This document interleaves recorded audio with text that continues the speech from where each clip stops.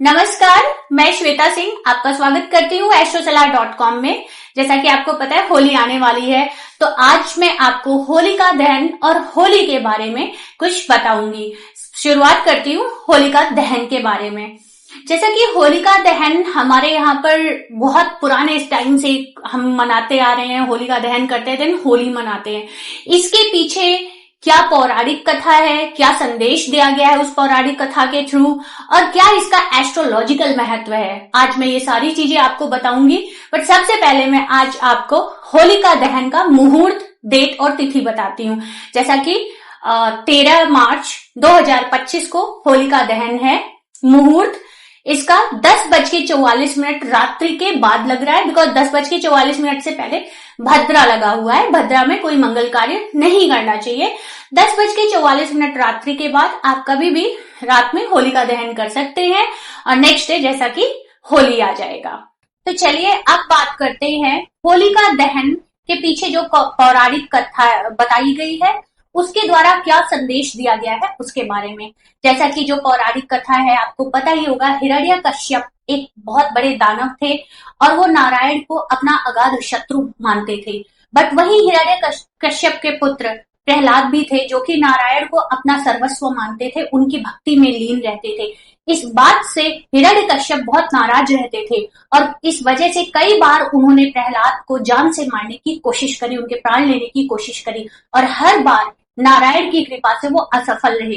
Last में उन्होंने अपनी बहन होलिका को बोला कि तुम प्रहलाद को अपनी गोद में लेकर के अग्नि में बैठ जाओ। जैसा कि आपको पता ही होगा कि होलिका को वरदान था, उनके पास एक ऐसा वस्त्र था, अगर वो उसको ओढ़ करके अग्नि में बैठ जाए तो वो कभी भी भस्म नहीं हो सकती थी। तो उन्होंने अपने भाई के कहने पर वही किया, प्रहलाद को अपनी गोद में लेकर के वो बैठ गई अग्नि पे। बट हुआ क्या, होलिका का प्राउड और नेगेटिविटी उनको अग्नि में भस्म कर दिया और प्रहलाद का विश्वास नारायण के ऊपर, वो ऐसे ही अग्नि से जैसे के तैसे वापस आ गए। तो इसका मतलब है कि प्रहलाद का अपने ऊपर विश्वास होना, नारायण के ऊपर इसका मतलब कि विश्वास होना, उनको इस इतने बड़े अनहोनी से बचा लिया।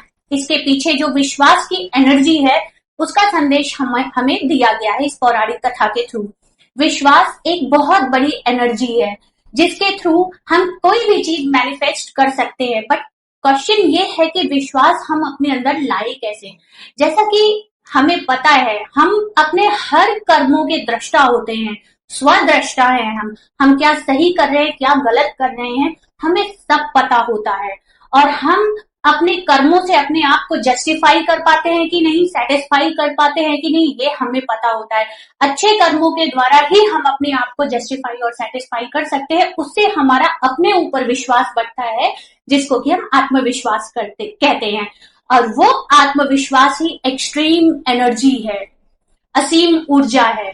और उस ऊर्जा के साथ हम कोई भी चीज मैनिफेस्ट करें तो डेफिनेटली वो एक टाइम के बाद हकीकत का स्वरूप लेकर के आ जाती है।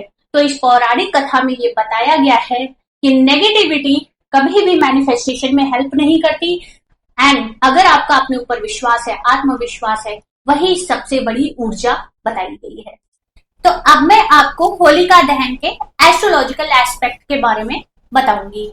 जैसा कि चतुर्दशी फाल्गुन मास यानी होलिका एंड होली के टाइम पर शुक्र उच्च का होता है। हमारे 9 ग्रह में शुक्र सबसे सुंदर, सबसे चमकीला ग्रह माना गया है और शुक्र रंगों का प्रतीक ग्रह माना गया है। शुक्र को रोमांस का ग्रह माना गया है। यही शुक्र का एसेंस, यही शुक्र की ऊर्जा आपको अपने पूरे प्रकृति में इस टाइम पर देखने को मिलती है। जैसा कि शुक्र सबसे सुंदर ग्रह है, 12 मास में इस वसंत ऋतु में आप देखोगे ये सबसे सुंदर मास होता है, सबसे सुंदर महीना होता है, सबसे कलरफुल महीना होता है ये। जैसा कि शुक्र सबसे कलरफुल ग्रह है, सफेद रंग का ग्रह है। सफेद रंग क्या होता है, जब सातों रंगों को मिक्स कर दो तो सफेद रंग बन जाता है। तो ये समय आप देखोगे सबसे चमकीला होता है ये महीना, बसंत ऋतु सबसे चमकीला होता है और इस टाइम तरह तरह के फूल खिले होते हैं और कलरफुल चीजें हमें अट्रैक्ट करती हैं। ये सबसे रोमांटिक मौसम भी माना गया है। इस टाइम में लोगों का डिप्रेशन कम होता है, सबसे लेस डिप्रेसिव टाइम बसंत ऋतु को बोला गया है। तो ये जो समय है शुक्र की ऊर्जा से एनर्जाइज्ड होता है और शुक्र का एसेंस आपको पूरी प्रकृति में देखने को मिलेगा। जैसा कि आपको पता भी होगा 16 फरवरी को शुक्र सबसे बड़ा दिख रहा था धरती के पास से, और अभी तक शुक्र मीन राशि में ही है, उच्च का ही चल रहा है। इसके अलावा एक दूसरा एस्पेक्ट होलिका दहन का ये भी है कि होली के दिन से हमारे नए संवत्सर की शुरुआत होती है और होलिका के दिन हम पुराने संवत्सर को जला देते हैं।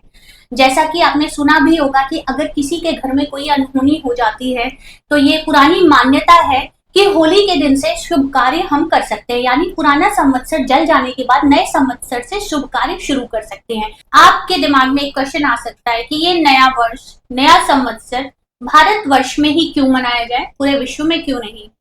तो जैसा कि हमारी पुरातन मान्यता है और ये वेदों में प्रूव्ड है कि भारत वर्ष को देवभूमि बोला जाता है, उत्सव धर्मी देश है हमारा और एक सांस्कृतिक जगह है ये।